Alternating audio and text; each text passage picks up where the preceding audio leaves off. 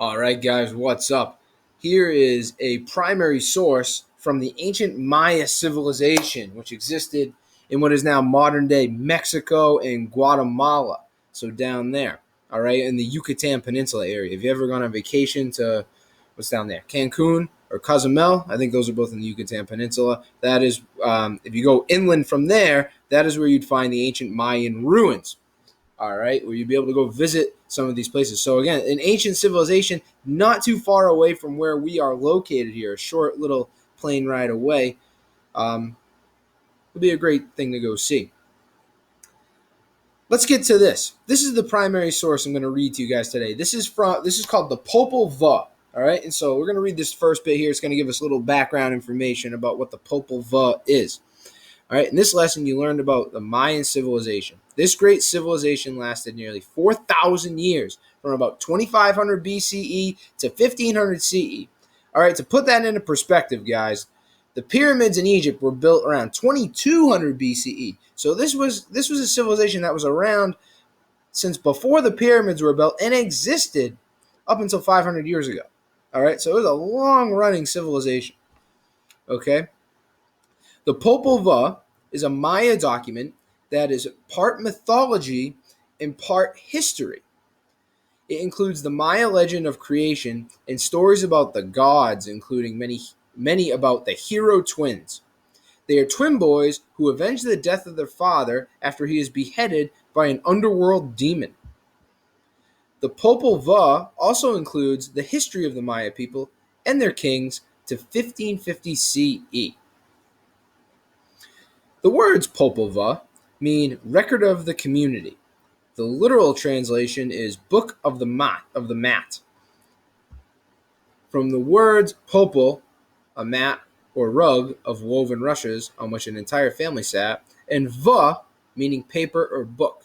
So the Popul Vuh is the record on paper of the community of families who sat on popul mats.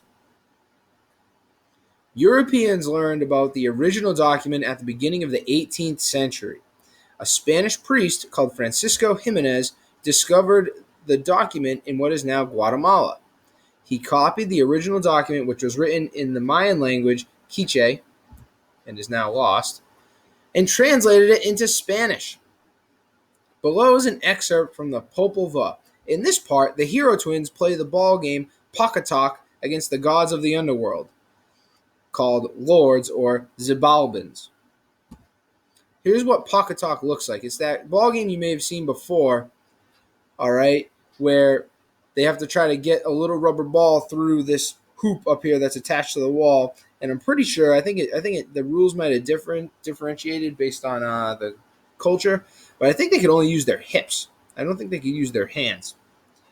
So they would play this game, and it was kind of like a ritualistic, religious type event. All right, but it resembles somewhat of basketball. Here are the two questions to keep in mind while we're reading this. Right? Do the lords of the underworld act more like gods or people? Why might they be shown in that way? Why would they be shown to look like gods, or why would they be shown to look like people after you make that determination? You're going to answer that question in Google form once we're done reading.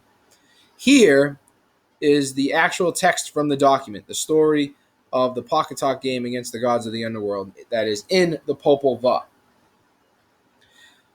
When all the lords were gathered, 1 in 7 deaths, one of the lords, asked them, the boys, where might you have come from?